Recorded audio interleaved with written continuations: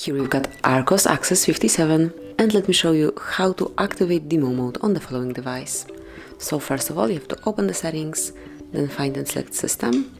Here go to Developer Options. If you cannot find Developer Mode here, you have to take a look at our tutorial on how to unlock Developer Mode, and then you will be able to activate it, then smoothly click on the switcher to activate. And now, scroll a bit lower,